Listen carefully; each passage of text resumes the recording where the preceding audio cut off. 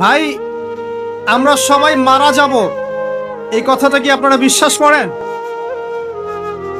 এই কথা যে বিশ্বাস করে যে পৃথিবীতে সে চিরস্থায়ী নয়, চিরদিন থাকতে আসে নাই, সে কি পৃথিবীতে উদ্ধত আচরণ করতে পারে? পাপ করলেও তো সে তওবা করে ফিরে আসবে, তাই নয় কি? এখন মানুষের চলাফেরা দেখলে কি মনে হয় যে মানুষ মারা যাবে কখনো?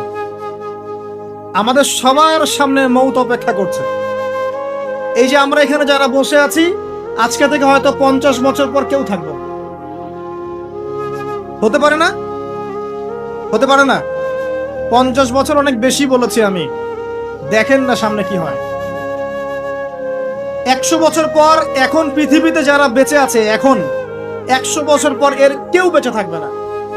প্রত্যেক 100 বছরে জেনারেশন চেঞ্জ হয়ে যায়, জানেন তো? মানুষের চলাফেরা দেখলে মনে হয় মানুষ এখন মৃত্যুবরণ করবে না। মৌতের কোনো ফিকির নাই মানুষের। আল্লাহর সামনে দাঁড়াতে হবে, জবাব দিতে হবে, এই চিন্তা মানুষের মধ্যে নাই।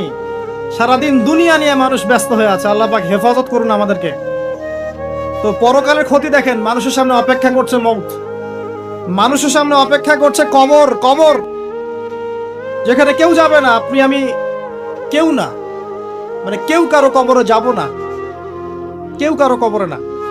চিন্তা করতে পারেন যে আমাদেরকে একা একা কবরে যেতে হবে, সেখানে 2 জন ফেরেশতার সম্মুখীন হয়ে সওয়াল জবাব দিতে হবে, কেউ পার পাবে না। একজন সাহাবীর নাম ছিল সাদ বিন মুয়াজ রাদিয়াল্লাহু আনহু। নাম শুনেছেন? কোন যুদ্ধে শহীদ হয়েছেন? কে বলতে পারবেন? 500 টাকা পুরস্কার দিব, বলেন। তুমি আমাকে 500 দিবা, ভুল করে চুক্ত, উল্টা তুমি দিবা আমাকে 500। খন্দকের যুদ্ধ। কোন যুদ্ধ? খন্দকের যুদ্ধ। এই যুদ্ধে তিনি শহীদ হয়েছেন। হাতের মধ্যে একটা তীর এসে লেগেছিল, এখান থেকে রক্তটা ছিঁড়ে গিয়েছিল। রক্ত পড়তে পড়তে পড়তে এভাবে তার ইন্তেকাল হয়ে যায়। এবং নবী সাল্লাল্লাহু আলাইহি ওয়াসাল্লামের অত্যন্ত প্রিয় ভাজন সাহাবী ছিলেন সাদ বিন মুয়াজ রাদিয়াল্লাহু আনহু, আনসারী সাহাবী। তিনি যখন মারা গেছেন, শহীদ হয়েছেন, নবী সাল্লাল্লাহু আলাইহি ওয়াসাল্লাম বলছেন আল্লাহ পাকের আরশ কেঁপে উঠেছিল। তার মৃত্যুতে আল্লাহর আরশ কেঁপে উঠেছিল, সুবহানাল্লাহ।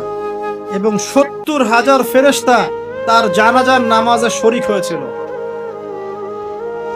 নিঃসন্দেহে তিনি জান্নাতি, তাই নয় কি? এই সাহাবীর কবরেও কবর তাকে চাপা দিয়েছিল। আপনি কি বুঝতে পারছেন ভাই? আমার ভাষা নাই, আমি কিভাবে বোঝাবো। এই সাহাবীর কবরেও কবর স্বাভাবিক একটা চাপা সবাইকে দিবে, এটা দিয়েছিল।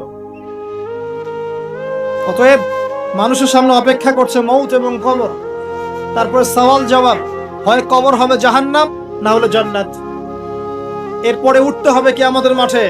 এই যে মিজান, পুলসিরাত, আমল নামা ছুড়ে দেওয়া হবে, পুলসিরাত পার হতে হবে, জান্নাত জাহান্নাম, এই যে ফয়সালাগুলো কাদের জন্য অপেক্ষা করছে বলেন তো? আল্লাহ পাক বলছেন নিশ্চয়ই মানুষ ক্ষতির মধ্যে আছে। কারা তাহলে ক্ষতির মধ্যে আছে? আমরা ছাড়া। তবে সুসংবাদ, এই দুনিয়ার জীবনটাকে যদি তুচ্ছ করে মানুষ আল্লাহর বিধান মেনে চলতে পারে, এই দুনিয়ার জীবনে ধৈর্য ধরতে পারে, সবর করতে পারে, হকের উপর অবিচল থাকতে পারে, আল্লাহর হালালে থাকতে পারে, হারামে না যায়, রাসূলের সুন্নতে থাকে, বেদাতে না যায়, ইনশাআল্লাহ তাআলা ইনশাআল্লাহ তাআলা আল্লাহ পাক মৌতের সাথে সাথেই এই বান্দাকে চিরস্থায়ী জান্নাত দিয়ে দিবেন ইনশাআল্লাহ। আমাদের সামনে দুটো রাস্তা, ওয়াহাদাইনাহুন নাজদাইন, দুটো পথ আল্লাহ পাক দেখিয়েছেন, ইম্মা শাকিরা ওয়া ইম্মা কাফুর। ইচ্ছা হলে কৃতজ্ঞ হন, ইচ্ছা হলে অকৃতজ্ঞ হন। দেখেন সূরার মধ্যে দুটো আয়াতে আপনি কতগুলো মেসেজ পেলেন। সময়ের কসম, নিশ্চয়ই মানুষ ক্ষতির মধ্যে আছে। এবার শেষ আয়াত, এটাই লাস্ট আয়াত আমার আজকের। ইল্লাল্লাযীনা আমানু ওয়া আমিলুস সলিহাতি ওয়া তাওয়াসাউ বিল হাক্কি ওয়া তাওয়াসাউ বিস সবর। 4টা কাজ যারা করেছে তারা ব্যতীত, মানে 4টা কাজ যারা করতে পারবে তাদের কোনো সমস্যা নেই। ওয়ালা খাউফুন আলাইহিম ওয়ালা হুম ইয়াহজানুন, তাদের কোনো ভয় নাই, কোনো দুশ্চিন্তা নাই। 4টার 1 নাম্বার হচ্ছে ঈমান। 1 নাম্বার কি? ঈমান। 2 নাম্বার আমলে সালেহ, সৎ আমল। 3 নাম্বার হকের দাওয়াত প্রদান করা, পরস্পরকে হকের দাওয়াত প্রদান করা, 4 নাম্বার পরস্পরকে ধৈর্যের উপদেশ দেয়া। বাস, এই 4টা কাজ একসাথে করতে হবে। দুটো আছে দুটো নাই এমন নয়, 3টা আছে একটা নাই এমন নয়, 4টা কাজ একসাথে এট দ্য সেম টাইম যারা করতে পারবে ইনশাআল্লাহ মৃত্যুর সাথে সাথেই জান্নাত। কত সময় চলে গেছে। এক সময় ছিল ফেরাউনের যুগ, তখন মনে হতো ফেরাউনই সব। ও বলতো আনা রব্বুকুমুল আলা, আমি এই পৃথিবীর মহান রব, সে বলতো। এখন তার অস্তিত্ব আছে? ওই জাদুঘরে দেখবেন ওর সুটকিটা পড়ে আছে দেহের, আছে না? ফেরাউন যখন দলবল নিয়ে বের হয়ে যাচ্ছে মূসা আলাইহিস সালামের কওমকে ধাওয়া করার জন্য, সূরা দুখানের মধ্যে আছে, আল্লাহ পাক বলছেন যে তাদের স্মরণে যখন ফেরাউন এবং তার দলবল ডুবে মরল, ওদের এই মর্মান্তিক মৃত্যু দেখে আকাশ এবং জমিনের কেউ এক ফোঁটা পানিও ফেলেনি চোখে। এই আয়াতটা কোরআনে আছে, সূরা দুখানের মধ্যে আছে। একটা সময় ছিল নমরুদের যুগ, মনে হতো সেই সবকিছু। এখন তার অস্তিত্ব আছে?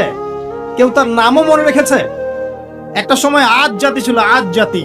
এগুলো রূপকথা নয়, এগুলো গাল গল্প নয়, এগুলো সত্য ঘটনা কোরআনে আছে। এগুলোর এক একটা বর্ণ সত্য। সারা পৃথিবী মিথ্যা হতে পারে, কোরআন সত্য।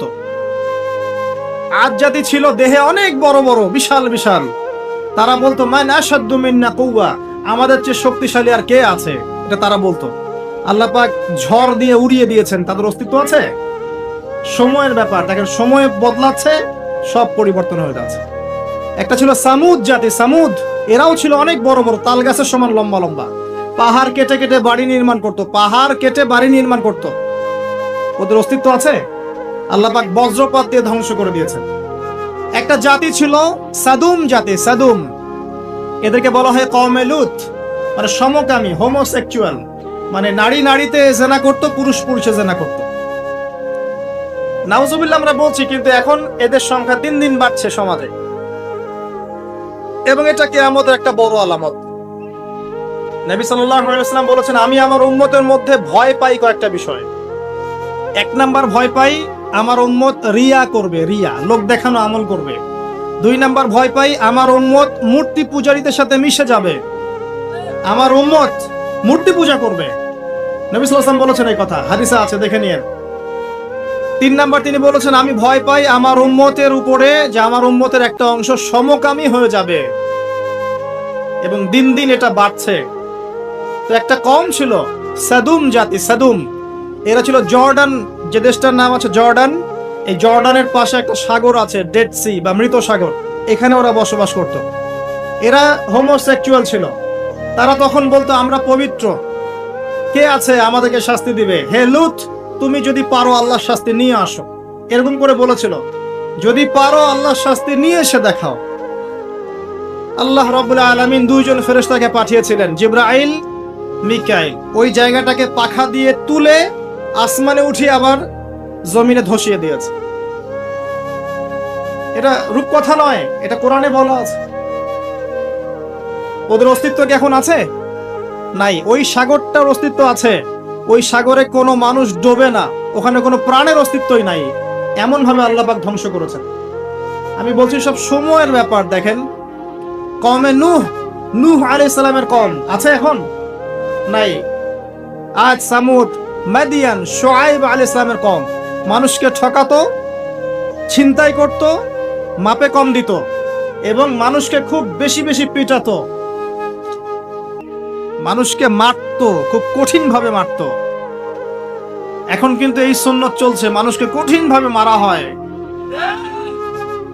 তো এই সুন্নতটা শুআয়ব আলাইহিস সালামের কওমের, এবং সেই কওম প্রথম কওম যাকে আল্লাহ পাক পৃথিবীতে ভূমিকম্প দিয়ে ধসিয়ে দিয়েছেন। এদের অস্তিত্ব কি এখন আছে? নাই। আমি বলতে চাচ্ছি যে জুলুম, জালেম, মাজলুম এগুলো চিরস্থায়ী নয়, আপেক্ষিক বিষয়। একটা সময় যাচ্ছে, আরেকটা সময় আসবে, আবার এই সময় চলে যাবে, আরেকটা সময় আসবে, পৃথিবী এভাবে চলতেই থাকবে। এর মধ্যেই পরীক্ষা, এর মধ্যেই দুনিয়ার জীবনে পরীক্ষা। আপনাকে আমাকে হকের উপর থাকতে হবে, সালাত আদায় করতে হবে, কোরআন সুন্নাহ মেনে চলতে হবে, পারিবারিক আদর্শ ঠিক করতে হবে, সবকিছু জাহিলিয়াতে ডুবে গেলেও আপনাকে ঠিক থাকতে হবে, এটাই পরীক্ষা। কিয়ামতের মাঠ আছে বলেই কোনো জালেম পার পাবে না। পার পাবে? কোনো মাজলুম এর অধিকার খর্ব হবে না। কিয়ামতের মাঠে তার অধিকার তাকে পুষিয়ে দেওয়া হবে ইনশাআল্লাহ। কথা বুঝতে পারছেন? একটা হাদিসে আছে, নবী সাল্লাল্লাহু আলাইহি ওয়াসাল্লাম সহিহ মুসলিমের হাদিসে বলেছেন, এখানকার উলামায়ে কেরাম সবাই হাদিসটা জানেন, আমি জানি, কেউ যদি কোনো মানুষকে হেদায়েতের পথে ডাকে, যে কেউ এই উম্মতে মুহাম্মাদের মধ্যে কেউ যদি কোনো মানুষকে হেদায়েতের পথে ডাকে এবং তার আহ্বানে সেই ব্যক্তি আল্লাহর পথে ফিরে আসে, এই ব্যক্তি সারা জীবনে যত আমল করবে এই আমলের একটা অংশ সেই ব্যক্তি পাবে যে তাকে আল্লাহর পথে ডেকেছে। এটা হচ্ছে আল্লাহর পথে দাওয়াত দেওয়ার ফজিলত। আপনি যদি আল্লাহর পথে মানুষকে দাওয়াত দেন, নামাজের দিকে, সুন্নতের দিকে, কোরআনের দিকে, ঠিক আছে, জিকির আজগারের দিকে, পরিপূর্ণ ইসলামিক শরিয়ার দিকে আপনি মানুষকে যদি দাওয়াত দেন, আর মানুষ যদি আপনার দাওয়াত কবুল করে পথভ্রষ্টতা ছেড়ে দিয়ে ইসলামের পথে চলে আসে, তাহলে এই মানুষগুলো সারা জীবন যত নেক কাজ করবে এই নেক আমলগুলোর একটা অংশ আপনি পাবেন।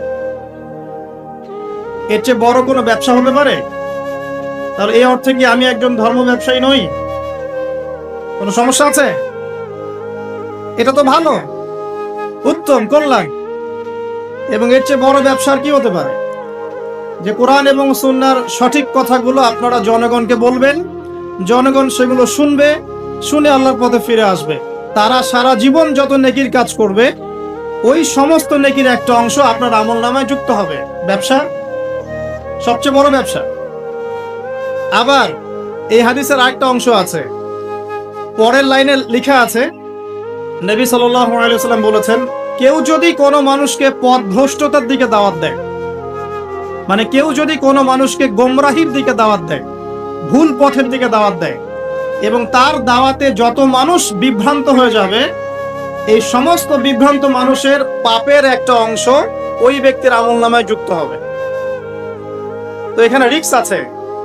ইসলাম নিয়ে যে কথাটা বলতে যাব তার পিছনে দলিল প্রমাণ থাকতে হবে, এবং দলিলটা হতে হবে কোরআন এবং সুন্নাহ থেকে।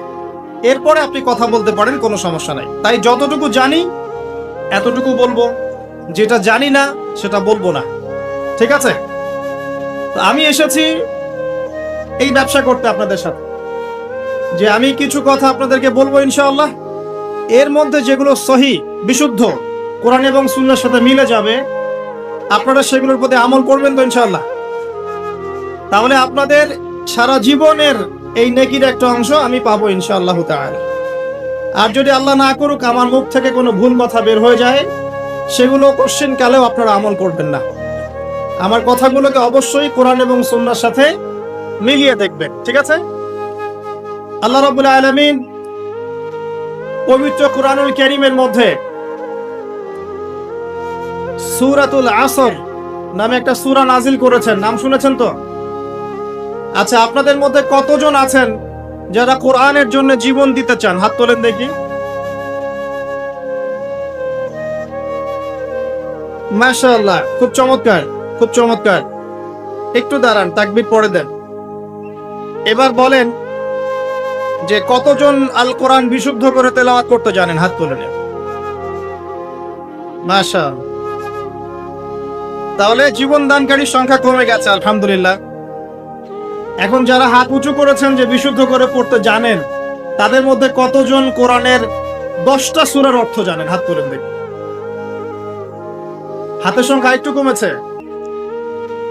20টা সূরার অর্থ জানেন কারা কারা? হাত একটু কমে গেছে না? এবার যদি বলি পুরা কোরআনের অর্থ কারা জানেন? এবার মাশাআল্লাহ একটা হাতও নাই। সমস্যা এটাই, আমি বারবার আমাদের সমস্যা নিয়ে কথা বলতে চাই। আমাদের সমস্যা, অন্যের সমস্যা না, আমাদের উম্মার সমস্যা। আমরা আল্লাহকে ভালোবাসি, রাসূলকে ভালোবাসি, কোরআনকে প্রচন্ড মহব্বত করি, শ্রদ্ধা করি, সম্মান করি, কোরআনের জন্য জীবন দিতে প্রস্তুত থাকি, তাই না? কিন্তু দুর্ভাগ্যজনক হচ্ছে ওই কিতাব আমরা পড়তে জানি না, ওই কিতাবের অর্থ আমরা বুঝি না। আল কোরআনুল কারীম হিফজ করেছেন কতজন? হাত তোলেন দেখি, এখানে কতজন আছেন হাফেজে কোরআন? মাশাআল্লাহ। দেখবেন কোরআনের প্রতি আবেগ মানুষের প্রচুর, কিন্তু কোরআন বিশুদ্ধ করে তেলাওয়াত করার ব্যাপারে, অর্থ বোঝার ব্যাপারে, কোরআনের ভাষাটা শেখার ব্যাপারে আমরা উদাসীন। একটা কমন সেন্স, আপনি নামাজ পড়ছেন, নামাজের মধ্যে কোরআন তেলাওয়াত পড়ছেন তো? এখন যে সূরাগুলোর অর্থ আপনি জানেন, সেগুলো তেলাওয়াত করার সময় আপনার মনোযোগটা বাড়ে না কমে? বাড়ে না কমে? আর যেগুলো আপনি অর্থ জানেন না, সেগুলোর সময় কি আপনি নামাজে মনোযোগ পান? সত্যি কথা বলেন। এই যে রুকুর তাসবিহ পড়েন, সেজদার তাসবিহ পড়েন, তাশাহুদ পড়েন, দরুদ পড়েন, দোয়া মাসুরা পড়েন, প্রথমে সানা পড়েন, পরে সূরা ফাতিহা পড়েন, আরেকটা সূরা মিলিয়ে পড়েন, এই যে পুরোটা সময় আরবি দিয়ে কথা বলেন আল্লাহর সাথে, আরবি দিয়ে মোনাজাত পড়েন, চুপি চুপি কথা বলেন, এই সময়টুকুর মধ্যে আপনি পূর্ণাঙ্গ সময় কি মনোযোগ ধরে রাখতে পারেন? বা এই পুরো বিষয়গুলোর অর্থ কি আপনি জানেন? যদি আপনি অর্থ জানতেন, তাহলে নামাজে মনোযোগ বাড়তো না কমতো? মনে করেন আপনার সন্তান অসুস্থ, আল্লাহ না করুক, আপনার সন্তান অসুস্থ, খুব অসুস্থ, আইসিইউতে আছে, রংপুর মেডিকেল আইসিইউতে আছে। এখন জীবন মৃত্যু সন্ধি করে আপনার সন্তান লড়ছে। এখন আপনি বুঝতে পারছেন যে এই বিপদ থেকে বাঁচানোর জন্য আমার আল্লাহ ছাড়া আর কেউ নাই, আছে? এবার আপনি নামাজে দাঁড়ালেন, নামাজে দাঁড়িয়ে সুন্দর করে ওযু করে নামাজে দাঁড়ালেন, দাঁড়িয়ে 2 রাকাত নামাজ পড়ে হাতটা তুলে আল্লাহর কাছে দোয়া করছেন, আল্লাহ আমার সন্তান অসুস্থ, আল্লাহ আমার সন্তান তুমি দিয়েছো, তোমার নিয়ামত, আজকে সে অসুস্থ, তুমি ছাড়া কেউ নাই তাকে শেফা দান করার, কোনো ডাক্তারের ক্ষমতা নাই তাকে জীবন দেওয়ার, আল্লাহ তুমি তোমার রহমতের ওসিলায় আমার সন্তানের জীবনটা ভিক্ষা দাও। এই দোয়াটা যদি আপনি করেন, আপনার মনোযোগ বাড়বে না কমবে? এবং এটা আপনি পূর্ণাঙ্গ মনোযোগ দিয়ে করতে পারছেন না। কেন পারছেন? কারণ আপনি যা বলছেন তার অর্থ আপনি বুঝতে পারছেন, আপনি যা বলছেন তার অর্থ আপনি অনুধাবন করতে পারছেন, এটাই হচ্ছে কারণ। আর এই জায়গা গিয়ে আমি বলেছি যে কোরআন যদি আপনি অনুধাবন করতে পারেন, অর্থগুলো বুঝতে পারেন, তখন আপনি প্রতিটা পদে পদে আল্লাহকে পাবেন ইনশাআল্লাহ। এটা কি বোঝার জন্য খুব বড় ডিগ্রির দরকার আছে? যদি যে কোনো একটা বই আপনি পড়ছেন, ওই বইয়ের ভাষা যদি আপনি না বোঝেন, ওই বইয়ের মূল মেসেজ কি আপনি পাবেন? সিম্পল পাবেন না। প্রথম যে কথাটা আপনাদের কাছে টাচ করতে চাই, আমাকে ওয়াদা করতে হবে আমার কাছে আজকে, আগামী রমাজান আসার আগেই সবাই কোরআন তেলাওয়াত করা শিখবেন। হাত উঁচু করুন। এখন জীবন আপনাকে দিতে হবে না কোরআনের জন্য, অর্থ বোঝা শেখেন আগে। কোরআনের জন্য জীবন দিতে আমি আপনাকে এখন বলছি না, আমি বলছি আপনি কোরআন পড়া শেখেন আগে, এরপরে আপনি কোরআনের অর্থটা বোঝা শিখবেন। কোথায় গিয়ে শিখবেন? উলামায়ে কেরামের কাছে গিয়ে শিখবেন। আপনাদের এখানে মাদ্রাসা আছে না? কওমি মাদ্রাসা আছে না? আলেমরা আছেন না এখানে? হাফেজ সাহেব, মুফতি সাহেব, কারি সাহেবদের কাছে গিয়ে কোরআন শিখবেন। পারবেন? আজকের মাহফিলে যদি এগুলো প্রতিশ্রুতি করে ধরে রাখতে না পারেন, এখানে এসে বসে ছবি তুলে, ভিডিও করে, সেলফি তুলে কোনো লাভ নাই। মানে বক্তাকে দেখাটা বড় কথা নয়, এমনকি বক্তার কথা শোনাটাও বড় কথা নয়, বড় কথা তার উপর আমল করা। কথা ঠিক না ঠিক? আচ্ছা, এবার আসেন ছোট্ট একটা সূরা আপনাকে শোনাই। 103 নাম্বার সূরা। কত নাম্বার? 103 নাম্বার। সূরাটার নাম সূরাতুল আসর, মানে সময়ের সূরা। সূরা শব্দের মানে কি? আচ্ছা বাদ দেন, কোরআন শব্দের মানে কি বলেন? কোরআন শব্দের মানে কি? নিত্য পঠিতব্য, যে বইটা প্রতিনিয়ত পড়া হয় তার নাম কোরআন। পৃথিবীতে কোরআন ছাড়া এমন কোন কিতাব আছে যেটা প্রতিদিন পড়া হয়, প্রতিনিয়ত পড়া হয়? আছে? ইসলামের সমস্ত শত্রুরা মিলে যদি পৃথিবী থেকে সমস্ত এই কোরআনের কপি আজকে পুড়িয়ে ফেলে, নাউজুবিল্লাহ, আগামীকাল এরকম লক্ষ লক্ষ কপি বের করা সম্ভব। কিভাবে সম্ভব? এই যে কলিজার মধ্যে কোরআন আছে, কেউ এটা মেশাতে পারবে না। পারবে? পারবে না। এটাই বলছিলাম যে কোরআনের যে নিত্য পঠিতব্য ব্যাপারটা অন্য কোন কিতাবের ক্ষেত্রে প্রযোজ্য হয়? কোরআন মানে নিত্য পঠিতব্য। এখন চিন্তা করেন, শেষ কবে আপনি কোরআন তেলাওয়াত করেছেন? কারা কারা রমজান মাসে কোরআন খতম দিয়েছেন? হাত তোলেন। এই কয়জন? শাহরু রমাদানাল্লাযী উনজিলা ফীহিল কোরআন, রমজান সেই মাস যেই মাসে কোরআন নাজিল হয়েছে। রমজান মাস মহিমান্বিত কি কারণে? কারণ এই মাসে কোরআন নাজিল হয়েছে। এই মাসে কোরআন খতম করার সৌভাগ্য যার হয়নি তার চেয়ে হতভাগা আসলে কেউ নাই। আচ্ছা, যাই হোক, যা হওয়ার হয়ে গেছে। আল্লাহ পাক গফুর রহিম। আগামী রমজান আসার আগে কোরআন তেলাওয়াত শিখতে পারবো ইনশাআল্লাহ? ওয়াদা করছেন? আল্লাহ সাক্ষী আছেন, কিন্তু ওয়াদা খেলাফ করলে খবর আছে। ঠিক আছে? আল্লাহ পাক কিন্তু ধরবেন। আর আল্লাহ পাক কখন ধরেন জানেন? আল্লাহ পাক ঢিল দিতে থাকেন, ঢিল দিতে থাকেন, ঢিল দিতে থাকেন, তারপরে একবার চেপে ধরেন। আপনি কি মনে করছেন সারা বিশ্বে যা চলছে জুলুম আল্লাহ পাক ছেড়ে দিবেন সব? তাই মনে করছে? এক জাররা পরিমাণ ছাড় দিবেন? দিবেন না। সময়ের ব্যাপার। সব কিসের ব্যাপার? সময়। পড়াশোনা করতে থাকবেন। আমি অনেক দিন বলেছি সাবজেক্টগুলো, আপনাদেরকে আবার বলছি। সর্বপ্রথম কোরআন পড়বেন, কোরআন তেলাওয়াত করা শিখবেন, কোরআনের অর্থটা শিখবেন, কোরআনের ভাষা শিখবেন। এই ভাষা শেখার জন্য কওমি মাদ্রাসার আলেমদের কাছে গিয়ে পড়ে থাকতে হলে পড়ে থাকবেন, ভাষা শিখবেন। ইমাম শাফিঈ রাহিমাহুল্লাহ বলেছিলেন, কোরআন শেখা মুসলিমদের উপর যেমন ফরজ, এর ভাষা শিক্ষা করাও ফরজ। ভাষা না শিখলে আপনি কোরআন বুঝতে পারবেন না। কোরআন পড়া হয়ে গেলে বা পড়তে পড়তে একটা ভালো লেভেলে চলে গেলে আপনি এই যে নাহু সরফের কিতাবগুলো শেষ করবেন। তারপরে আপনি চলে যাবেন হাদিসের বইয়ে। হাদিসের ছোট ছোট বইগুলো আগে পড়বেন, আগে বড় বড় বই পড়বেন না। অনেকেই ভুল করেন আপনারা, আমাদের যুবক ভাইরা একটু বেশি ভুল করে এখানে। হেদায়েত পেয়ে সবার আগে সহিহ বুখারী হাতে নিয়ে বসে থাকে। এটা ঠিক না ভাই।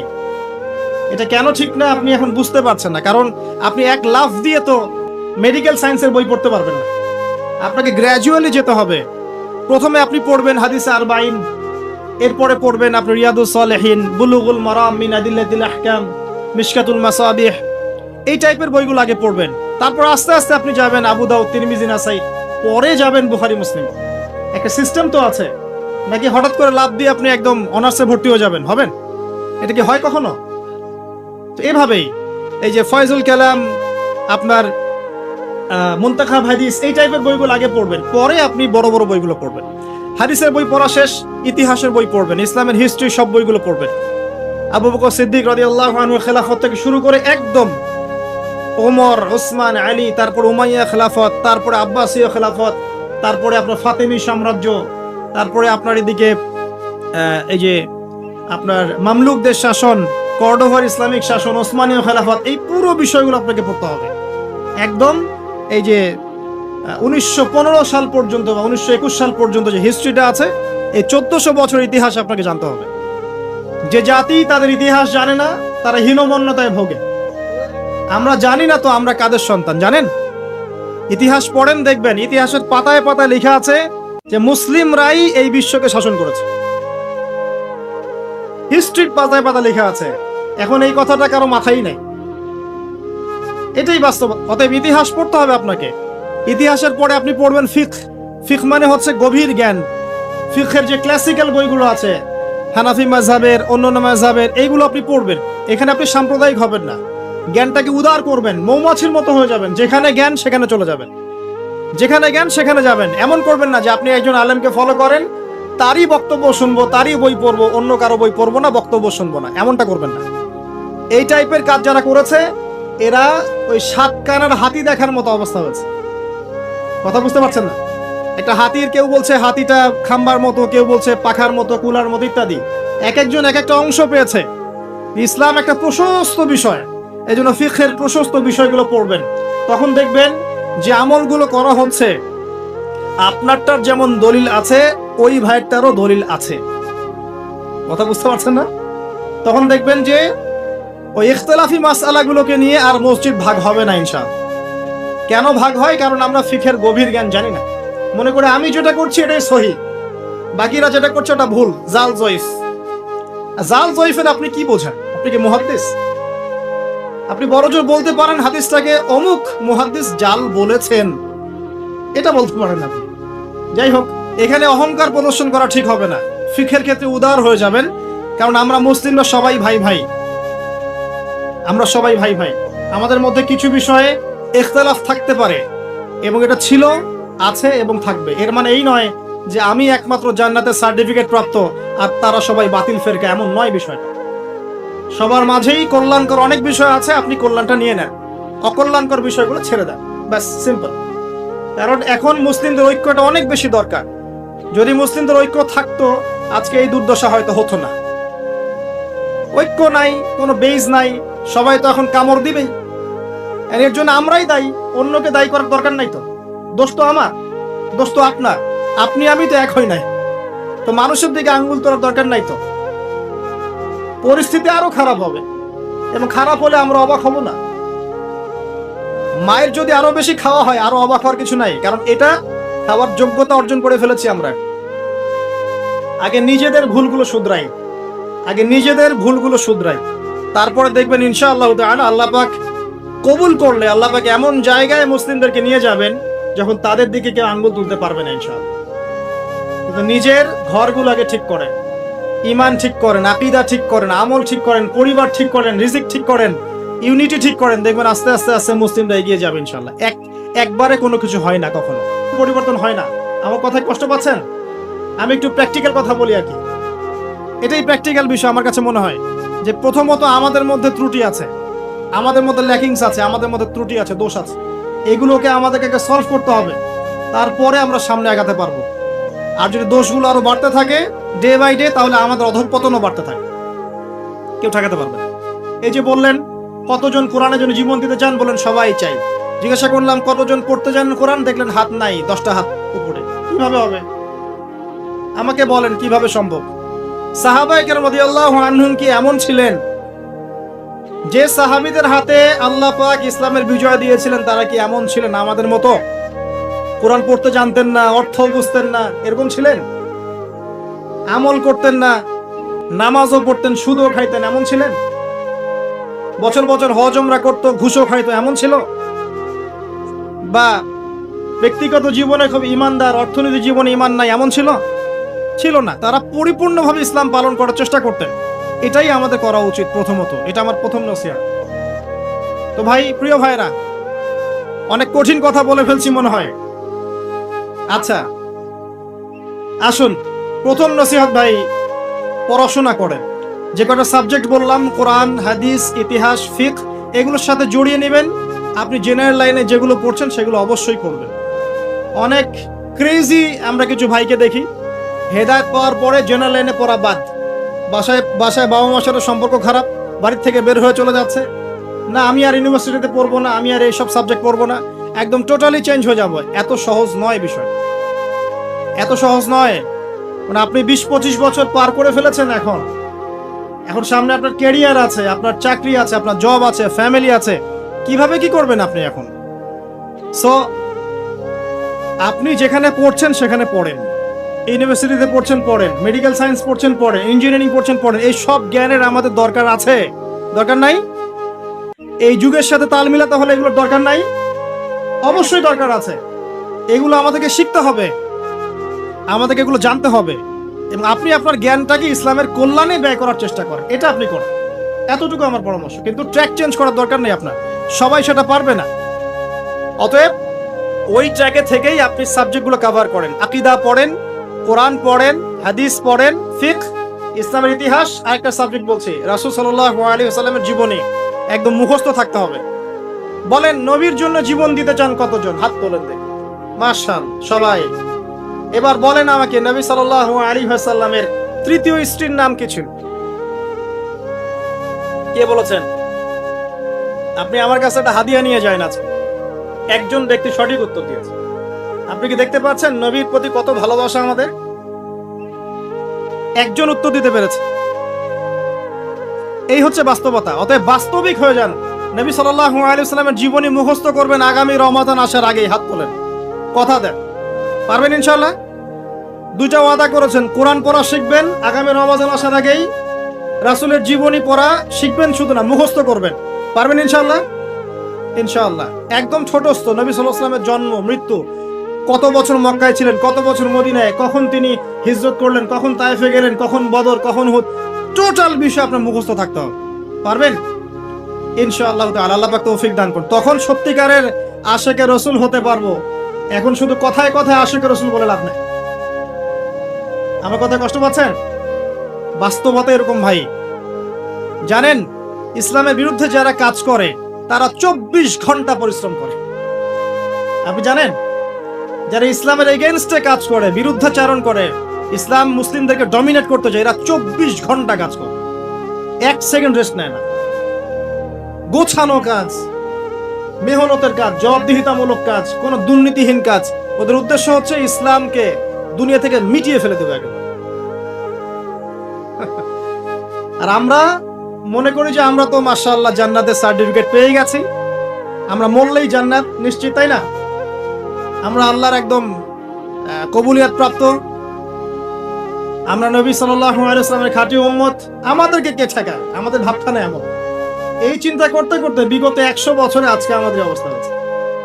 একদিনে হয়নি, বিগত 100 বছরের অবস্থা হয়েছে। এর মাঝখানে শ্রম দিয়েছেন ওলামায়ে কেরাম, একদম শ্রম ঢেলে দিয়েছেন। কিন্তু ওলামায়ে কেরামের একার শ্রম কি যথেষ্ট হবে? শুধু ওলামায়ে কেরামকে নিয়েই কি পুরো জাতি? সবার ভূমিকা আছে না এখানে? এই কথাগুলো একটু বোঝার চেষ্টা করবেন। আল্লাহ পাক আপনাদেরকে বোঝার তৌফিক দান করুন, আমিন। আমরা সবাই একটা জাতি, আমরা কেউ কারো শত্রু নই। দেশের আলেম, প্রশাসন, গভর্নমেন্ট, সাধারণ জনগণ, যুবক যুবতী সবাই মিলে একটা বডি। আমরা কেউ কারো শত্রু নই। আমাদের একজনের গায়ে আঘাত লাগলে আরেকটা অঙ্গ ব্যথা পাবে, এটাই আমাদের চরিত্র হওয়া উচিত। আমরা সবাই মিলে একটা বাঙালি জাতি, পুরো জাতি। আমরা কি জাতির অংশ নই? আল্লাহ পাক আমাদেরকে বোঝার তৌফিক দান করুন।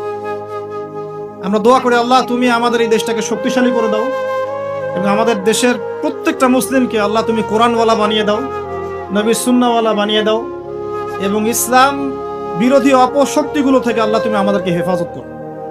আমাদের মধ্যে ইউনিটি দান করো, ঐক্য দান করো, হৃদ্যতা, ভালোবাসা দান করো, এবং স্বচ্ছতা, অনেস্টি দান করো, সততা দান করো। আল্লাহ পাক কবুল করুন, আমিন।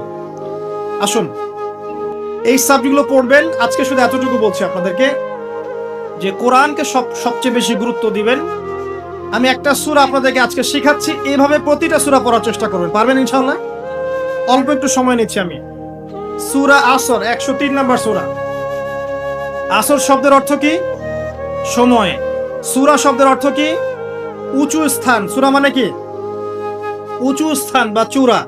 পাহাড়ের উপরে উঠলে দূর পর্যন্ত দেখা যায় না? একটা পাহাড়ের উপরে উঠবেন, দেখবেন দূর পর্যন্ত দেখা যায় না? সূরা হচ্ছে একটা চূড়া। একটা সূরার উপরে উঠবেন, দেখবেন দূর পর্যন্ত আপনি দেখতে পাচ্ছেন। যেমন সূরা নিসা। সূরা নিসা মানে হচ্ছে মহিলাদের সূরা, মেয়েদের সূরা। তো এই সূরা যদি আপনি ভালো করে পড়েন, এর উপরে ওঠেন, আপনি দেখতে পাবেন সত্যিকারের মেয়েদের অধিকার কোথায় আছে। বুঝতে পারছেন? সূরা নূর মানে আলোর সূরা। আপনি সূরা নূরের উপরে ওঠেন, দেখবেন কোথায় আলো আছে, কোথায় সত্যিকারের আলো আছে। এখন তো এমন যুগ চলছে যে অন্ধকারের পথযাত্রী যারা, এরা আমাদেরকে আলোর সংজ্ঞা শিখায়। এখন যারা অন্ধকারের পথে হাঁটছে, এরাই আলোর ডেফিনেশন শিখায় আমাদেরকে। এটা আলো, এটাই কল্যাণ, এটাই মুক্তি। নাউযুবিল্লাহ। সূরা কাহফ, এর উপরে উঠে দাঁড়াবেন, আপনি দেখবেন দাজ্জাল কোথায় আছে, কিভাবে বাঁচবেন। এরকম এক একটা সূরা এক একটা চূড়া। যাই হোক, সূরা আসর মানে সময়ের চূড়া। আপনি সময়ের ঊর্ধ্বে চলে যাবেন, যে প্রত্যেক যুগে যুগেই এই সূরার মধ্যে যে 4টা হেদায়েত আছে, এর উপরে যারা আমল করতে পারবে ইনশাআল্লাহ তারা জান্নাতে চলে যাবে ইনশাআল্লাহ, প্রত্যেক যুগে। আসুন পড়বেন এভাবে। সূরা আসর, সূরাতুল মাক্কিয়া। সূরা আসর মাক্কি সূরা, আয়াত নং 3। কয়টা আয়াত আছে? 3টা। প্রথমে তেলাওয়াত করবেন, ওয়াল আসর, বিসমিল্লাহির রহমানির রহিম, ওয়াল আসরি ইন্নাল ইনসানা লাফি খুসর ইল্লাল্লাযীনা আমানু ওয়া আমিলুস সালিহাত ওয়া তাওয়াসাউ বিল হাক্কি ওয়া তাওয়াসাউ বিস সাবর। খুব ছোট্ট সূরা, সবার মুখস্থ আছে? আলহামদুলিল্লাহ। এটা পড়লেন, এবার আপনি অর্থে আসবেন। সামনে 2টা তাফসীর থাকবে, আপনার যে তাফসীর পছন্দ হয়। আমার একটা পছন্দের তাফসীর, তাফসীরে জালালাইন। এটা আমার পছন্দের তাফসীর, তাফসীরে জালালাইন। আপনি ইবনে কাসির পড়তে পারেন, জালালাইন পড়তে পারেন, মাআরিফুল কোরআন পড়তে পারেন। আপনার ইচ্ছা, আপনার স্বাধীনতা, যেটা আপনার ভালো লাগে। তো এখানে দেখবেন ওয়াল আসরি অর্থ ওয়াও জবর ওয়া, মানে 2টো অর্থ হয়, একটা হচ্ছে এবং, একটা হচ্ছে শপথ বা কসম। এখানে ওয়া জবর ওয়া মানে হচ্ছে শপথ বা কসম। ওয়া জবর ওয়া মানে কসম, আর আসর মানে সময়। ওয়াল আসরি, সময়ের কসম। একটা বাক্যের অর্থ জেনে ফেলেছেন। ওয়াল আসরি মানে কি? সময়ের কসম। আল্লাহ পাক সময়ের কসম কেন করলেন? সংক্ষিপ্ত করে বলছি, 3টা মেসেজ আপনার জন্য। এক, আপনার জীবনের সবচেয়ে মূল্যবান জিনিস সময়, ঠিক আছে? আপনার আমার সবার জীবনের সবচেয়ে মূল্যবান জিনিস কি? সময়। অতএব সময়কে মূল্যায়ন করতে হবে, সিম্পল, শেষ। একটা মেসেজ পেয়েছেন, ওয়াল আসরির মধ্যে একটা মেসেজ পেলেন, সময়কে মূল্যায়ন করতে হবে। সময়কে মূল্যায়ন করার সবচেয়ে সেরা উপায় হচ্ছে দিন রাত 24 ঘন্টাকে নবী সাল্লাল্লাহু আলাইহি ওয়াসাল্লামের সুন্নত দিয়ে সাজাবেন। পারবেন?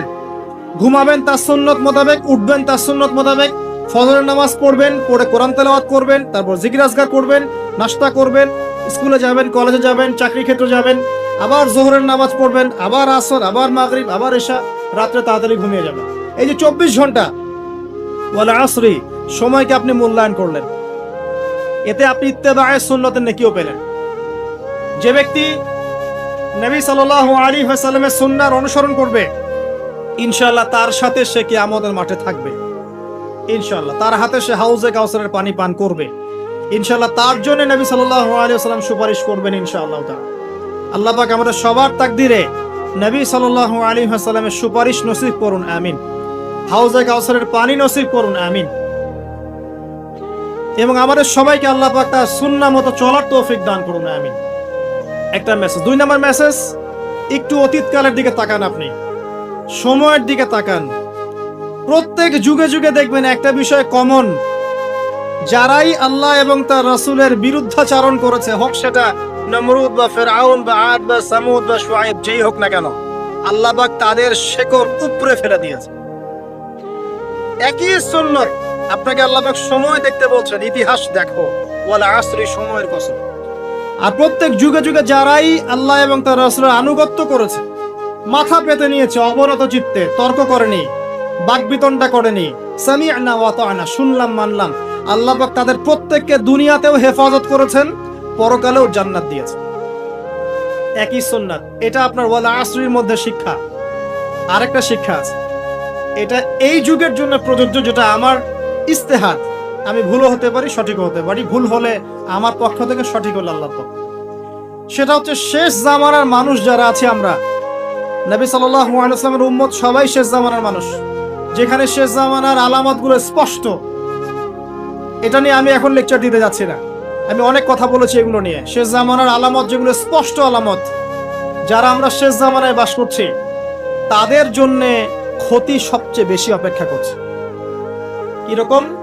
আমাদের চতুর্দিকে ফিতনা, আপনার ধর্মের মধ্যে ফিতনা, পরিবারে ফিতনা, অর্থনীতিতে ফিতনা, আপনার বিশ্বে ফিতনা, সমাজে ফিতনা, ফিতনা ফিতনা, চতুর্দিকে ফিতনা। আপনি দেখবেন, চোখ কান খোলা রাখে দেখেন, চতুর্দিকে ফিতনা।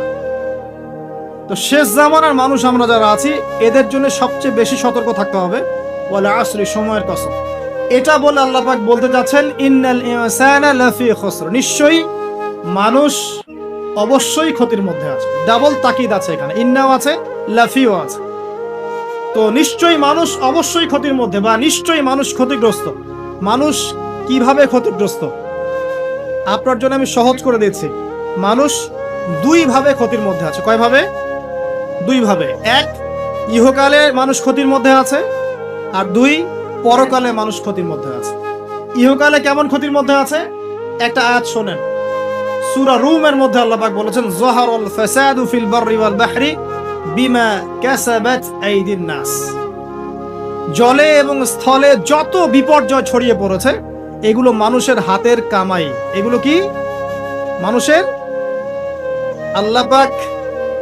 আল্লাহ পাক বলছেন, জলে এবং স্থলে যত বিপর্যয় ছড়িয়ে পড়েছে, এগুলো মানুষের হাতের কামাই। পরিবেশকে দূষিত করেছে কারা? জিনজাতি না বাঘ ভাল্লুক? বলেন। ওই যে মেরু অঞ্চলের বরফ যে গলে যাচ্ছে, এবং এই যে সমুদ্রের উচ্চতা বাড়ছে, আস্তে আস্তে বলা হচ্ছে বাংলাদেশের মতো নিম্ন যে দেশগুলো আছে, এটার বড় অংশ ডুবেও যেতে পারে, আল্লাহ না করুক। এটার জন্য কে দায়ী? এই যে কার্বন মনোঅক্সাইড গ্যাসের মাত্রা যে বাড়ছে বায়ুমণ্ডলে, কে দায়ী? মিলস অ্যান্ড ফ্যাক্টরিজ এগুলো দিয়ে যে আমরা বাতাসের উষ্ণতা বাড়িয়েছে, কে দায়ী এগুলোর জন্য? গরু ছাগল। গরু ছাগল। সুদভিত্তিক অর্থনীতি, এটার জন্য কে দায়ী? যার কারণে গরিবরা গরিব হচ্ছে, ধনীরা ধনী হচ্ছে, কে দায়ী? জিন জাতি। পরিবারে যে ফাসাদগুলো, যে পরকিয়া, আপনার বেশি বেশি জেনা, ব্যভিচার, যুব সমাজের সমস্যা, যে মাদক, এই যে টিকটক, এই যে পাবজি, এই যে আপনার ছিনতাই, কিশোর গ্যাং, এগুলোর জন্য কারা দায়ী? জিন জাতি না গরু ছাগল? একটা একটা করে বলে শেষ করতে পারবো না, আমার সময় খুব কম। বলছি, যত সমস্যা দেখবেন, পারিবারিক বলেন, সোশ্যাল বলেন, যুবকদের সমস্যা বলেন, ভৌগোলিক সমস্যা বলেন, ভূরাজনৈতিক প্রেক্ষাপট বলেন, বিশ্ব দাঁড়িয়ে আছে একটা পারমাণবিক যুদ্ধের সামনে, প্রতিটা প্রবলেমসের পিছনে কিন্তু মানুষ কাজ করছে। কারা কাজ করছে? এটা আল্লাহ বলছেন, যাহারাল ফাসাদ ফিল বাররি ওয়াল বাহরি বিমা কাসাবাত আইদিন নাস। এটা দুনিয়ার ক্ষতি। আর পরকালের ক্ষতি কি? মানুষ নিশ্চিন্তে নাক ডেকে ঘুমাচ্ছে, কিন্তু মানুষের সামনে অপেক্ষা করছে মালাকুল মাউত, মৃত্যুর ফেরেশতা। ভাই, আমরা সবাই মারা যাব, এই কথাটা কি আপনারা বিশ্বাস করেন? এই কথা যে বিশ্বাস করে যে পৃথিবীতে সে চিরস্থায়ী নয়, চিরদিন থাকতে আসে নাই, সে কি পৃথিবীতে উদ্ধত আচরণ করতে পারে? পাপ করলেও তো সে তওবা করে ফিরে আসবে, তাই নয় কি? এখন মানুষের চলাফেরা দেখলে কি মনে হয় যে মানুষ মারা যাবে কখনো? আমাদের সবার সামনে মৌত অপেক্ষা করছে। এই যে আমরা এখানে যারা বসে আছি, আজকে থেকে হয়তো 50 বছর পর কেউ থাকবো না। হতে পারে না? হতে পারে না? 50 বছর অনেক বেশি বলেছি আমি। দেখেন না সামনে কি হয়। 100 বছর পর এখন পৃথিবীতে যারা বেঁচে আছে, এখন 100 বছর পর এর কেউ বেঁচে থাকবে না। প্রত্যেক 100 বছরে জেনারেশন চেঞ্জ হয়ে যায়, জানেন তো? মানুষের চলাফেরা দেখলে মনে হয় মানুষ এখন মৃত্যুবরণ করবে না। মৌতের কোনো ফিকির নাই মানুষের। আল্লাহর সামনে দাঁড়াতে হবে, জবাব দিতে হবে, এই চিন্তা মানুষের মধ্যে নাই। সারাদিন দুনিয়া নিয়ে মানুষ ব্যস্ত হয়ে আছে। আল্লাহ পাক হেফাজত করুন আমাদেরকে। তো পরকালের ক্ষতি দেখেন, মানুষের সামনে অপেক্ষা করছে মৌত, মানুষের সামনে অপেক্ষা করছে কবর। কবর যেখানে কেউ যাবে না, আপনি আমি কেউ না, মানে কেউ কারো কবরে যাব না, কেউ কারো কবরে না। চিন্তা করতে পারেন যে আমাদেরকে একা একা কবরে যেতে হবে, সেখানে 2 জন ফেরেশতার সম্মুখীন হয়ে সওয়াল জবাব দিতে হবে, কেউ পার পাবে না। একজন সাহাবীর নাম ছিল সাদ বিন মুয়াজ রাদিয়াল্লাহু আনহু। নাম শুনেছেন? কোন যুদ্ধে শহীদ হয়েছেন? কে বলতে পারবেন? 500 টাকা পুরস্কার দিব, বলেন। তুমি আমাকে 500 দিবা, ভুল করেছো তো। উল্টা তুমি দিবা আমাকে 500। খন্দকের যুদ্ধ। কোন যুদ্ধ? খন্দকের যুদ্ধ। এই যুদ্ধে তিনি শহীদ হয়েছেন। হাতের মধ্যে একটা তীর এসে লেগেছিল, এখান থেকে রক্তটা ছিঁড়ে গিয়েছিল। রক্ত পড়তে পড়তে পড়তে এভাবে তার ইন্তেকাল হয়ে যায়। এবং নবী সাল্লাল্লাহু আলাইহি ওয়াসাল্লামের অত্যন্ত প্রিয় ভাজন সাহাবী ছিলেন সাদ বিন মুয়াজ রাদিয়াল্লাহু আনহু, আনসারী সাহাবী। তিনি যখন মারা গেছেন, শহীদ হয়েছেন, নবী সাল্লাল্লাহু আলাইহি ওয়াসাল্লাম বলছেন আল্লাহ পাকের আরশ কেঁপে উঠেছিল। তার মৃত্যুতে আল্লাহর আরশ কেঁপে উঠেছিল। সুবহানাল্লাহ। এবং 70,000 ফেরেশতা তার জানাজার নামাজে শরীক হয়েছিল। নিঃসন্দেহে তিনি জান্নাতি, তাই নয় কি? এই সাহাবীর কবরেও কবর তাকে চাপা দিয়েছিল। আপনি কি বুঝতে পারছেন ভাই? আমার ভাষা নাই, আমি কিভাবে বোঝাবো। এই সাহাবীর কবরেও কবর স্বাভাবিক একটা চাপা সবাইকে দিবে, এটা দিয়েছিল। অতএব মানুষের সামনে অপেক্ষা করছে মৌত এবং কবর, তারপরে সওয়াল জবাব। হয় কবর হবে জাহান্নাম, না হলে জান্নাত। এরপরে উঠতে হবে কিয়ামতের মাঠে। এই যে মিজান, পুলসিরাত, আমল নামা ছুড়ে দেওয়া হবে, পুলসিরাত পার হতে হবে, জান্নাত জাহান্নাম, এই যে ফয়সালাগুলো কাদের জন্য অপেক্ষা করছে বলেন তো? আল্লাহ পাক বলছেন নিশ্চয়ই মানুষ ক্ষতির মধ্যে আছে। কারা তাহলে ক্ষতির মধ্যে আছে? আমরা ছাড়া। তবে সুসংবাদ, এই দুনিয়ার জীবনটাকে যদি তুচ্ছ করে মানুষ আল্লাহর বিধান মেনে চলতে পারে এই দুনিয়ার জীবনে, ধৈর্য ধরতে পারে, সবর করতে পারে, হকের উপর অবিচল থাকতে পারে, আল্লাহর হালালে থাকতে পারে, হারামে না যায়, রাসূলের সুন্নতে থাকে, বেদাতে না যায়, ইনশাআল্লাহ তাআলা আল্লাহ পাক মৌতের সাথে সাথেই এই বান্দাকে চিরস্থায়ী জান্নাত দিয়ে দিবেন ইনশাআল্লাহ। আমাদের সামনে দুটো রাস্তা, ওয়াহাদাইনাহুম নাজদাইন, দুটো পথ আল্লাহ পাক দেখিয়েছেন, ইম্মা শাকিরা ওয়া ইম্মা কাফুর। ইচ্ছা হলে কৃতজ্ঞ হন, ইচ্ছা হলে অকৃতজ্ঞ। দেখেন সূরার মধ্যে দুটো আয়াতে আপনি কতগুলো মেসেজ পেলেন। সময়ের কসম, নিশ্চয়ই মানুষ ক্ষতির মধ্যে আছে। এবার শেষ আয়াত, এটাই লাস্ট আয়াত আমার আজকের। ইল্লাল্লাযীনা আমানু ওয়া আমিলুস সলিহাতি ওয়া তাওয়াসাউ বিল হাক্কি ওয়া তাওয়াসাউ বিস সবর। চারটা কাজ যারা করেছে তারা ব্যতীত, মানে চারটা কাজ যারা করতে পারবে তাদের কোনো সমস্যা নেই। ওয়ালা খাউফুন আলাইহিম ওয়ালা হুম ইয়াহজানুন, তাদের কোনো ভয় নাই, কোনো দুশ্চিন্তা নাই। চারটার এক নাম্বার হচ্ছে ঈমান। এক নাম্বার কি? ঈমান। দুই নাম্বার আমলে সালেহ, সৎ আমল। তিন নাম্বার হকের দাওয়াত প্রদান করা, পরস্পরকে হকের দাওয়াত প্রদান করা। চার নাম্বার পরস্পরকে ধৈর্যের উপদেশ দেয়া।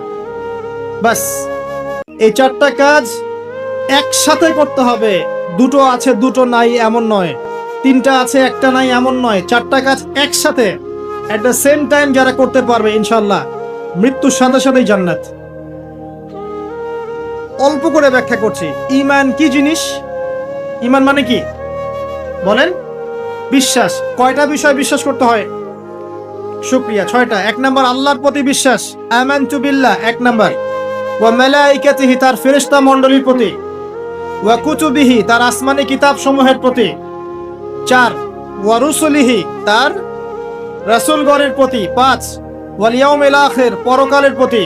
6 ওয়াল কদরি খায়রিহি ওয়া শাররিহি, তাকদীরের ভালো এবং মন্দের প্রতি বিশ্বাস। আল্লাহর প্রতি বিশ্বাস মানে এক কথায় আপনি আল্লাহর তাওহীদে থাকবেন, শিরক করবেন না, ঠিক আছে? এক। ফেরেশতা মণ্ডলীর প্রতি বিশ্বাস মানে আল্লাহ পাক অসংখ্য ফেরেশতা সৃষ্টি করেছেন, বিভিন্ন কাজে নিয়োজিত করেছেন, যাদেরকে আমরা দেখি না। এই দুনিয়াতে খালি চোখে দেখা যাবে না, মৌতের সাথে সাথেই দেখা যাবে ইনশাআল্লাহ। বিশ্বাস করতে হবে। এগুলোকে বিজ্ঞান প্রমাণ না করলেও বিশ্বাস করতে হবে, কারণ বিজ্ঞান সবকিছু চূড়ান্ত ব্যাখ্যা দিতে পারবে না। পারবে? বিজ্ঞানের একটা সীমাবদ্ধতা আছে, আল্লাহর জ্ঞানের কোনো সীমাবদ্ধতা নাই। সিম্পল। 3 নাম্বার ওয়া কুতুবিহি, অনেক আসমানি কিতাব আল্লাহ পাক নাজিল করেছেন। শুধু কোরআনই একমাত্র আসমানি কিতাব নয়, এর আগে আল্লাহ পাক নাজিল করেছিলেন তাওরাত, জাবুর, ইনজিল, এগুলো তো সবগুলো আল্লাহর পক্ষ থেকে এসেছিল, কিন্তু মানুষ এগুলোকে বিকৃত করেছিল যুগে যুগে। এই জন্য আল্লাহ পাক সর্বশেষ ফাইনাল টেস্টিমেন্ট হিসেবে আল কোরআন নাজিল করেছেন কিয়ামত পর্যন্ত। এরপরে আর কোনো নবীও আসবে না, কোনো কিতাবও আসবে না। যদি কেউ বলে না কিয়ামতের আগে নবী আসতে পারে, কি বলবেন? হ্যাঁ, যদি কেউ বলে যে না কিয়ামতের আগে আরো নবী আসতে পারে, কেউ যদি বলে যে জনৈক ব্যক্তি ছিলেন যিনি হচ্ছেন ঈসা আলাইহিস সালাম, আপনি কি বলবেন? জনৈক ব্যক্তি নিজে মাহদি, আবার তিনি ঈসা, দুটাই। এমনও ব্যক্তি নাকি চলে গেছেন পৃথিবী থেকে যিনি নিজে ইমাম মাহদিও ছিলেন আবার ঈসাও ছিলেন। সুবহানাল্লাহ। আর মানুষ এগুলো কথা বিশ্বাসও করছে, এদের কথা শুনে মানুষ আবার ধর্ম ত্যাগও করছে। সুবহানাল্লাহ, সুবহানাল্লাহ। কত বড় অজ্ঞ হলে মানুষ এতদূর পর্যন্ত জাহেল হতে পারে, চিন্তা করেন। তাহলে কনস্টান্টিনোপল জয় হবে কবে, আর মালহামাই বা হলো কখন? সুবহানাল্লাহ। তো কেউ যদি বলে ভাই টেলিভিশনে প্রচার করে, অনলাইনে প্রচার করে যে আমি নবী, আমি মাহদি, আমি ঈসা, আল্লাহর ওয়াস্তে এগুলোকে বিশ্বাস করতে যায় না, ঈমান হারা হয়ে যাবেন, জাহান্নামে যেতে হবে। যতই টাকার প্রলোভন দেখ, চাকরির প্রলোভন দেখ, জমি জমা দেখ, আল্লাহর ওয়াস্তে ধর্ম ত্যাগ করেন। আমার কথার ইশারা বুঝে নেন, সব কথা পাবলিকলি বলা যায়, ঠিক আছে?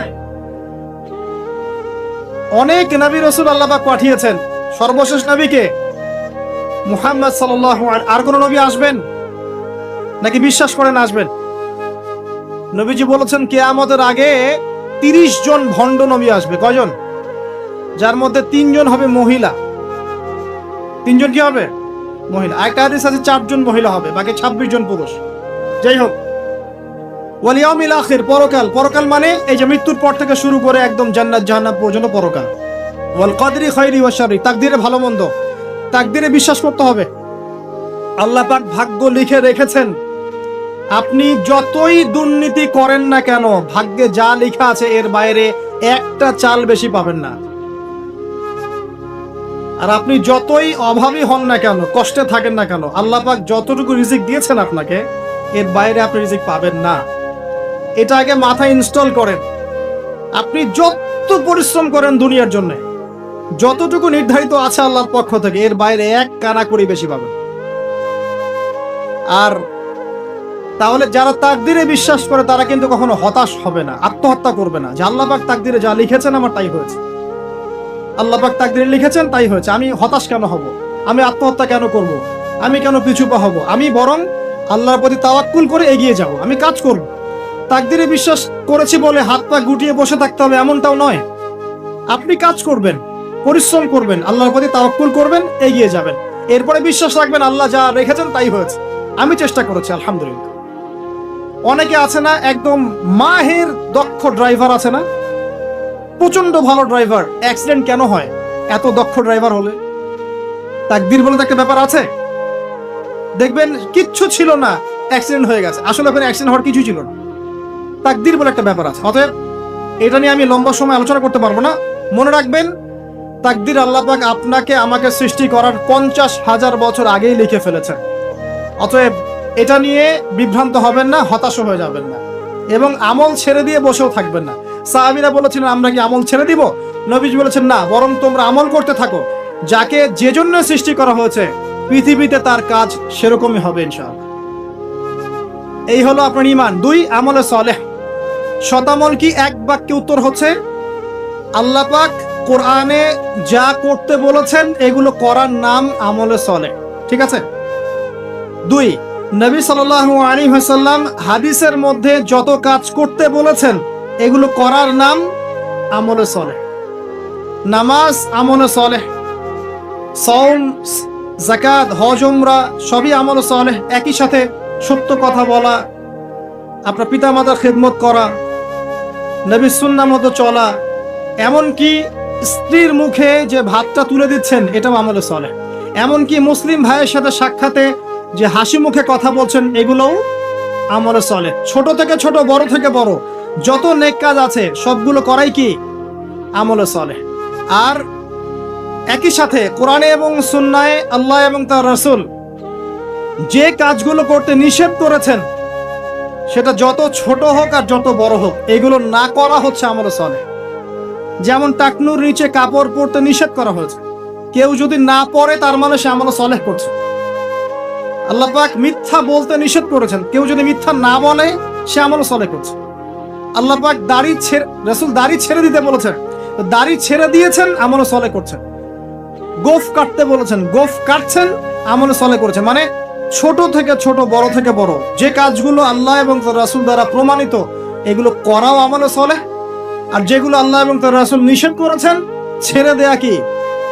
আমলে সালেহ। ছেড়ে দেয়াও আমলে সালেহ। আমরা কিন্তু একটা ভুল করি, নেক কাজগুলো করি কিন্তু খারাপ কাজগুলো ছাড়তে পারি না। বহু মানুষ আছে আমাদের সমাজে মসজিদের সভাপতি হয়ে বসে আছে, দেখবেন সুদি কারবার করছে, দেখবেন আছে না? দেখবেন যে মাশাআল্লাহ হজ উমরা করছে বছর বছর, কিন্তু বোনকে সম্পত্তি দিচ্ছে না, মিরাজ ঠিক মতো দিচ্ছে না, এই দুনিয়ার স্বার্থ ছাড়তে পারছে না। দেখবেন ভাইয়ের সম্পত্তি দিচ্ছে না, প্রতিবেশীর জমি আত্মসাৎ করে খাচ্ছে, এদিকে আবার নামাজি, দাড়ি টুপি সব আছে। এই যে লেটেস্ট যে ইস্যুটা ছিল তেল সয়াবিন, দেখলাম যে মজুদ করা হচ্ছে, তো একজনকে ধরা হলো, দাড়িওয়ালা দরবেশের মতো দেখতে, মাশাআল্লাহ, জুব্বা, পাগড়ি, দাড়ি টুপি, মাশাআল্লাহ। দেখলেন যে গ্যালন তেল তার গোডাউনে মজুদ করা। তার মানে সে এইটুকু ইসলাম বুঝতে পেরেছে, কিন্তু অর্থনৈতিক জীবনে যে ইসলাম আছে ওইটা যে ঠকানোটা হচ্ছে হারাম, ওর ফলে তার সমস্ত রিজিক যে হারাম হয়ে গেল এই কনসেপ্টটা নাই। তো এমন মানুষ আছেন আমাদের সমাজে, কিছু মানি না। যুবক ভাই, নামাজ তো পড়ছেন কিন্তু গার্লফ্রেন্ড ছাড়তে পারছেন তো? পারছেন? আলহামদুলিল্লাহ, পারতে হবে। এদিকে নামাজ পড়ছি, তাবলীগে সময় দিচ্ছি, এদিকে ইন্টারনেটে যদি খারাপ কিছু দেখেন, পর্নোগ্রাফি দেখেন, তাহলে কি আপনার ইবাদত কবুল হবে? বিষয়টা বুঝতে হবে। শুধু নেক কাজ করার নাম আমলে সালেহ নয়। এট দ্য সেম টাইম খারাপ জিনিসগুলো ছেড়ে দেওয়াও হচ্ছে আমলে সালেহ, এবং এটা বেশি কঠিন। নেক কাজ করাটা কিন্তু সহজ, আল্লাহর জন্য ছেড়ে দেওয়াটা কঠিন। কারা কারা আল্লাহর জন্য সিগারেট খাওয়া ছাড়তে পারবেন? হাত তোলেন। আলহামদুলিল্লাহ। কারা কারা আল্লাহর জন্য দাঁড়িয়ে? কথা বলে রাখি, যখন আপনি হকের পথে থাকবেন তখন বাধাও আসবে, কিন্তু প্রথম বাধা পরিবার থেকে আসবে, তারপরের বাধা আপনার ধর্ম নেতাদের থেকে আসবে, তারপরে আসবে আপনার সমাজ নেতা থেকে বাধা, আর পরে সর্বোচ্চ লেভেল থেকে বাধা আসবে। তো এই বাধাগুলো আপনাকে ফেস করতে হবে, এটা মনে রাখবেন। একটা কথা হচ্ছে যে কোরআন এবং সুন্নাহর উপর থাকার পরেও যদি বাধা বিপত্তি না আসে কখনো, বুঝতে হবে যে আমার দাওয়াতটা একটা গোলালু মার্কা দাওয়াত। কোনোদিনও আমার উপর কোনো চড়াই উতরাই এলো না, মানুষ ভালো মন্দ বলল না, সমালোচনা গীবত তহমত করছে না, বুঝতে হবে যে আপনার দাওয়াতের মধ্যে কোনো সমস্যা আছে। তো যখন আপনি কমপ্লিট ইসলামের কথা বলবেন তখন এগুলো আসবেই। আর যদি সারাদিন ছোটখাটো মাসলা মাসাইল নিয়ে কথা বলতে থাকেন, কেউ কখনোই আপনাকে কিছু বলবে না। অতএব এই বিষয়গুলো খেয়াল রাখবেন। নবী সাল্লাল্লাহু আলাইহি ওয়াসাল্লামকেও অনেক বাধা বিপত্তি ফেস করে ইসলাম প্রতিষ্ঠা করতে হচ্ছে। আর শেষ কথা, ওয়াতাওয়াসাউ বিসবর, যখন আপনি হক নিয়ে চলবেন তখন ধৈর্য ধরতে হবে। রাতারাতি কোনো ফল আসবে না, সবর করতে হবে। মানুষ গালি দিবে, সবর করবেন। মানুষ আপনাকে ভালো মন্দ বলবে, ভুল বুঝবে, সবর করবেন। মানুষ আপনার চরিত্র হ্যারেস করার চেষ্টা করবে, আপনি সবর করবেন। আপনার শারীরিক আঘাত পাবেন, সবর করবেন। মানসিক টর্চার পাবেন, সবর করবেন। ইকোনমিক্যাল আঘাত পাবেন, সবর করবেন। আপনাকে সবর করা শিখতে হবে, এগ্রেসিভ হওয়া যাবে না। উদউ ইলা সাবিলি রাব্বিকা বিল হিকমা ওয়াল মাউইযাতিল হাসানা ওয়াজাদিলহুম বিল্লাতী হিয়া আহসান। আপনাকে আল্লাহর পথেই থাকতে হবে, মানুষকে হিকমার সাথে আল্লাহর পথে ডাকতে হবে। তবে একটা কথা মনে রাখবেন, সবর মানে হাত গুটিয়ে বসে থাকা নয়, বরং পরিস্থিতি পরিবর্তনের চেষ্টা করা। আল্লাহ পাক আমাদের সবাইকে কথাগুলো বোঝার তৌফিক দান করুন। সবশেষ কথা হচ্ছে এই, প্রিয় ভাইরা, আসুন পবিত্র কোরআন পড়তে শিখি। আজকে একটা ছোট্ট সূরা আলোচনা করেছি, শুনতে খারাপ লেগেছে? এইভাবে যদি প্রতিটা সূরা আলোচনা করতে পারেন, পড়তে পারেন, বুঝতে পারেন, কোরআন আপনার কলবের মধ্যে গেঁথে যাবে না? তখন আপনি আল্লাহকে আপনার সামনে পাবেন ইনশাআল্লাহ তাআলা। এটাই আল্লাহ পাকের কালাম, যেই কালামের মাধ্যমে আল্লাহ আপনার সাথে কথা বলেছেন। অতএব আল্লাহর কথাকে বুঝুন, কোরআন পড়া শিখুন, এর ভাষা বুঝুন, অর্থ বুঝুন, তাফসীর পড়েন, এর ব্যাখ্যাগুলো উলামায়ে কেরামের কাছে জেনে নেন। পাশাপাশি হাদিস চর্চা করেন, ফিকহ পড়েন, ইতিহাস পড়েন, সিরাত পড়েন। ইনশাআল্লাহ এই জ্ঞানের বিপ্লবের মধ্য দিয়ে দেখবেন ইনশাআল্লাহ আগামী দিনগুলোতে মুসলিমরা এগিয়ে যাবে ইনশাআল্লাহ।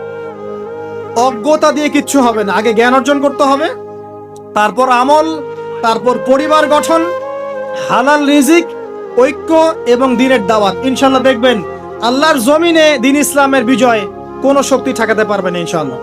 আল্লাহ পাক আমাদের সবাইকে কথাগুলো বোঝার তৌফিক দান করুন, আমল করার তৌফিক দান করুন। আমরা খাস করে দোয়া করি যারা আজকের মাহফিলকে অ্যারেঞ্জ করেছেন, আল্লাহ পাক সবাইকে কল্যাণ বারাকা দান করুন। যে ভাইরা কষ্ট করে আমাদেরকে প্রশাসনিক সাপোর্ট দিয়েছেন, আল্লাহ পাক তাদেরকে হালালে থাকার তৌফিক দান করুন, তাদের নেক হায়াত হালাল রিজিক আল্লাহ পাক বাড়িয়ে দিন। আমাদের মধ্যে যারা অসুস্থ আছেন, আল্লাহ পাক সবাইকে শেফায়ে কামেলা দান করুন। যারা ইন্তেকাল করেছেন, আল্লাহ পাক সবাইকে মাফ করে দিন। যারা রিজিকের সমস্যায় ভুগছি, আল্লাহ পাক সবাইকে রিজিকের ব্যবস্থা করে দিন। আল্লাহ পাক আমাদের সবাইকে জ্ঞান অর্জন করার তৌফিক দান করুন, আদর্শ পরিবার গড়ার তৌফিক দান করুন, বেশি বেশি নেক আমল করার তৌফিক দান করুন, দ্বীনের জন্য আমাদেরকে কাজ করার তৌফিক দান করুন, আমিন। আল্লাহ পাক আমাদেরকে চরম পন্থা থেকে বাঁচিয়ে রাখুন, শৈথিলতাবাদ থেকে বাঁচিয়ে রাখুন। আল্লাহ আমাদের জাতি, আমাদের দেশ, আমাদের প্রশাসন, গভর্নমেন্ট সবাইকে আল্লাহর পক্ষ থেকে হেদায়েত নসিব করুন, আমিন। আকুলু কওলি হাযা আস্তাগফিরুল্লাহ লি ওয়া লাকুম ওয়া লিসাইরিল মুসলিমিন। বারাকাল্লাহু লানা ওয়া লাকুম বিল আয়াতিল হাকীম। ইন্নাহু তাআলা জাওয়াদুন কারীমুন বাররাউফুর রহিম। আসসালামু আলাইকুম ওয়া রাহমাতুল্লাহি ওয়া বারাকাতুহু।